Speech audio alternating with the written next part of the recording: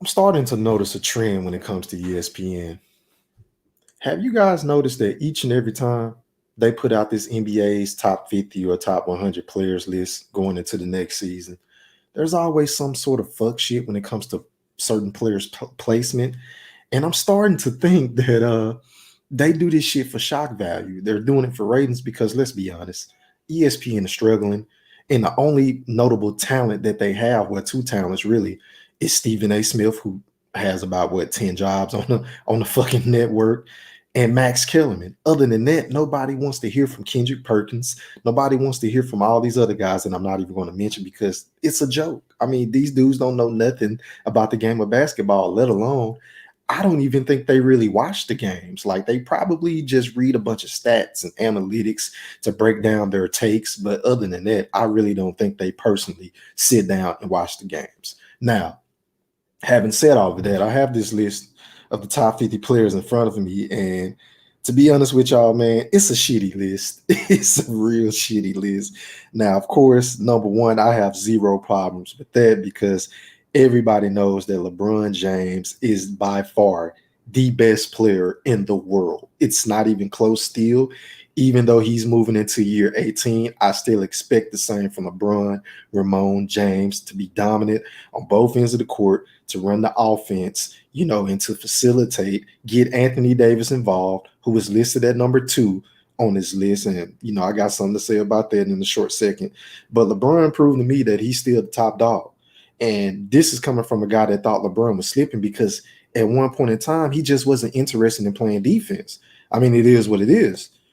He just wasn't interested in playing defense. But for some reason this year, he turned it up not one, not two, but 3 or 4 notches whenever that Anthony Davis deal went down. And he was inspired and he shut down the opposing team's best players whenever it was time to. He checked Jamal Murray in the playoffs. He checked Kawhi Leonard, Paul George in the bubble. He checked Giannis right before the NBA bubble.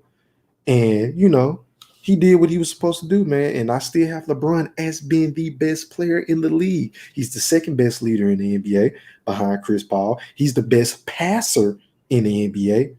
And I'm still willing to say he's one of the top 5 defenders in the league whenever he wants to do it.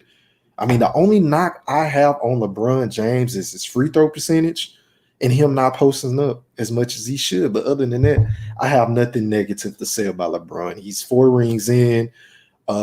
He's on his way to possibly, repeat yet again.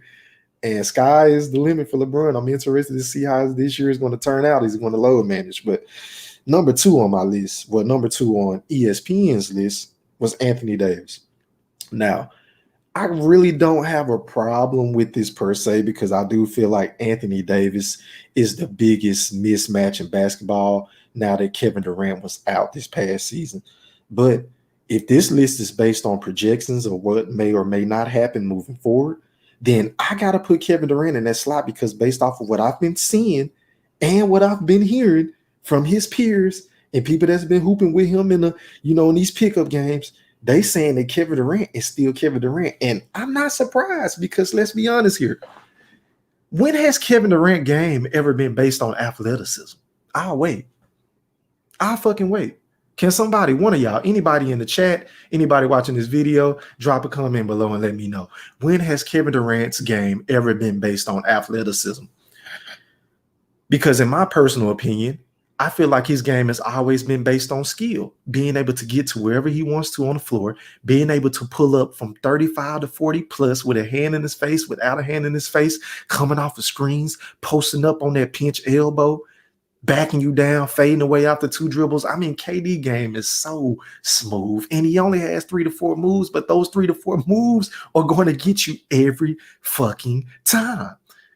He is one of the co-founders at My Place, Drop Draws Productions. And if you don't know what that means you can shoot lights out. You can give it to your opponent no matter how they want it. And that's what I call him, Mr. How Do You Want It, a.k.a. Tommy Shepard. What can I say? 6'10" with a 7'4" wingspan. And I expect for him to come back and be better than he was prior to this injury. Because enough can't be said about that performance that he had in the NBA Finals. This man was fresh off of the couch, y'all, playing NBA 2K, didn't practice, didn't warm up, didn't do nothing. Came out and dropped draws. Went 3 for 3, 2 for 2 at the free throw line. Finished up with, I believe, 11 points in like 10 minutes. It was incredible. It was the most jaw-dropping performance I have ever seen in my life. And he didn't even play the entire game before he snapped and ruptured his Achilles. I mean, he's something special to behold, man. He's something special to behold. But number 3 on ESPN's list, they have Giannis Antetokounmpo. Now, here's my issue. I understand that Giannis is the reigning league's NBA MVP and Defensive Player of the Year. I get that. But we all know when it comes down to the postseason and when those teams like to pack in the paint and slow down those transition points, from him going coast to coast with the toast, getting the board and going coast to coast from 94 feet, Euro stepping from the three-point line, laying it up and spin dunking on everybody. Whenever teams decide to stop that shit, he is a very normal player. I'm not even going to say average. I'm going to say normal. And to me, this list has Russell Westbrook at number 36, which is a joke. It's blasphemous to have Russell so goddamn low. But to me, Giannis, and I said this before and I say it again, Giannis is nothing more than a bigger Russell Westbrook. He doesn't have a jumper. He doesn't really have a lot of go-to moves to get past you. Don't have a lot of counter moves either. He plays one way, which is up and down, fast pace, and he likes to get to the cup and bang. No different than Russ. If Russ was his height, he would be Giannis, vice versa. Now, in order for Giannis to get in my top 5, because at number 3, I got AD. I got AD at number 3. But in order for Giannis to get an E-Thriller, a.k.a. Ham Rothstein's top 5, he has to develop a jump shot.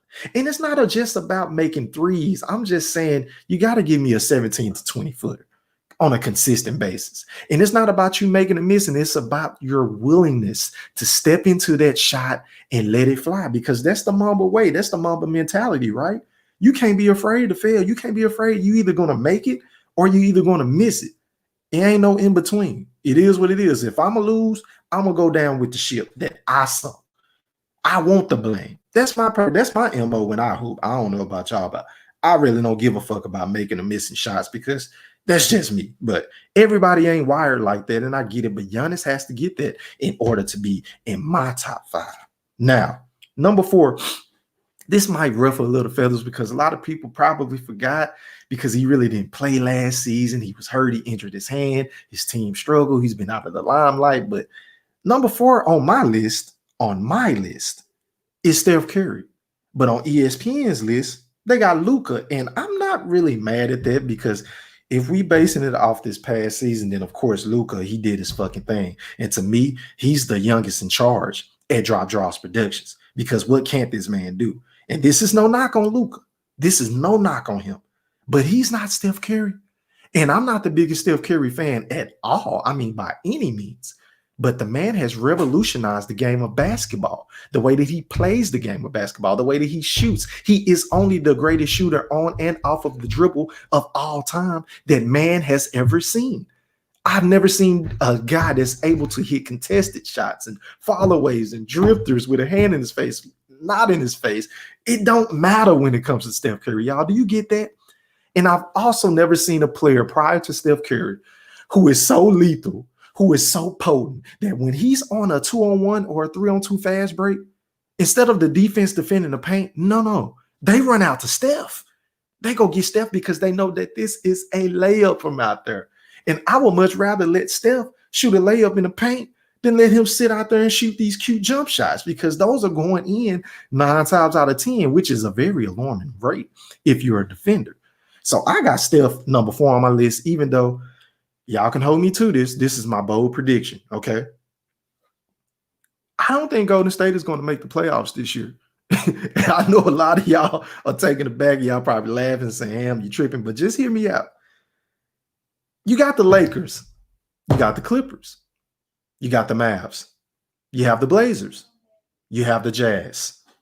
You have the Suns who's coming with Chris Paul and Devin Booker and DeAndre Ayton. I think they're going to be a playoff team unless CP gets hurt. You still got to worry about Houston, even though we don't know what's going on with James Harden, Pepperjack, right? And then I feel like I'm missing a team. I feel like I'm missing the Denver Nuggets. That's 8. That's 8 teams off the bat right there. And I didn't even mention the goddamn Timberwolves, who can probably make some noise. Who's to say they're not gonna make any noise? So that's 9 teams off the top of my head that I think that have a high possibility of making the postseason. And I don't see how Golden State is going to do that without Klay Thompson, who would have been in my top 10 had he not went down with that nasty Achilles injury. And I pray for Klay. I pray that he comes back 110% next season, man. I really do. Now, moving forward, at number 5, ESPN has Kawhi Leonard on their list. At number 5 on my list, I have James Harden. And I'm going to tell you why. Even though I know James Harden isn't the two-way player that Kawhi Leonard is, but Kawhi Leonard don't do the shit that this man does on offense, y'all. I'm talking about scoring, passing, facilitating, creating opportunities for others, dropping 40, 50, 60 points on a nightly basis. I mean, what can't Harden do? What can Harden do? So I got Harden at number 5, man, for obvious reasons. And number 6 on ESPN's list, they had Kevin Durant, which is so fucking disrespectful. How can you have Kevin Durant at number 6? I guess they're basing it off the injury. I don't know. But at number 6 for me, I got Giannis. I have Giannis. And I already told y'all what I think he needs to do in order to make my top 5. At number 7, I'm trying to hurry up because I got to clock in for work and this video is going to be short and sweet. At number 7, ESPN has Damian Lillard, which I'm really not mad at that. But at number 7, I got Luka, because I seen what Luka can do on the biggest stage, y'all, and he was on a bum ankle. And he was playing against 2 of the top 5 perimeter defenders in the NBA. Not to mention, if you wanted to throw Patrick Beverly in that mix, you know, a lot of people may or may not disagree. But he was giving them boys the work. And I feel like Dallas would have won that series had KP or had Luka not been hurt, you know. At number 8, ESPN has Steph Curry. I already got into that where he's at on my list. At number 8 on my list, I got Kawhi. The reason why Kawhi is so low, and I know this is going to ruffle a lot of feathers, but hey, he load manages too much for me. It's as simple as that. And let's not forget about the choke job that he just had this past playoffs, because they went 3 games being up by 15 points or more, and they got walked down by Denver. And it wasn't just the fact that they lost. It was how they lost, because it really wasn't Joker doing all the dirty work. It was Jamal Murray lighting them up, a 6'3" point guard weighing about 190 pounds. And you mean to tell me you or Paul George couldn't stop or get a stop or slow this man down at all? At all? With a Western Conference Finals berth on the line to go play up against your soon-to-be rival in the Lakers? Y'all couldn't do that? Y'all couldn't slow that man down? And inquiring minds want to know. I thought about this yesterday, y'all. I wonder if Paul George and Kawhi Leonard are going to be load managing this year, because a lot was said on the All the Smoke podcast. Paul George said, oh, they didn't have time to jail because I was hurt, load management and things of that nature, right? Well, I want to know, will y'all be load managing this year, especially Kawhi, because it's obvious that they had Patrick Beverly feeling a certain type of way, Lou Will, Patterson, that whole core nucleus, Montrezl Harrell, who is now with the Lakers. Y'all had them niggas feeling a certain type of way by sitting in and out of games, by holding up flights and shit when y'all ain't even playing anyway. Just a thought. But Kawhi's number 8 on my list. At number 9 on ESPN's list, they had James Harden. Come on now, that's ridiculous. I got Dame at number 9. Did y'all see him in the bubble? Okay, that's all I need to say. At number 10, I got the Joker, and they had the Joker, so that's pretty much the same. But other than that, I had a lot of problems with everything else outside of the top 10, because they got Kyrie Irving at 25. Really? I mean, I know y'all don't like Kyrie, but goddamn, there's 24 other players better than Kyrie Irving. And I'm going to be honest with y'all, man. Had he not missed so many games last season, he would have been in my top 10. Hell, honestly, in my opinion, Kyrie is a top 5 player when he's healthy and when he's focused. Kyrie is a top 5 player. He's a top 5. I didn't stutter. Kyrie is a top 5 player. I seen what he can do on the biggest stage. I know what he's capable of. I know what he's made of. And then they got Russ at 36. I mean, Come on, man. This shit is a fucking joke, but that's just my spiel on this, man. And once again, I want to thank everybody for watching this video. Do me a huge favor. Drop a comment below and let me know who is in your top 10. Did you agree or disagree with ESPN's list? And please, before I get off, put some full court pressure on that like button. Hit that notification bell so you can get notified each and every time I drop a live video or if I upload a video on sports. And once again, this is your boy E Thriller signing off. I'm gone. Holla.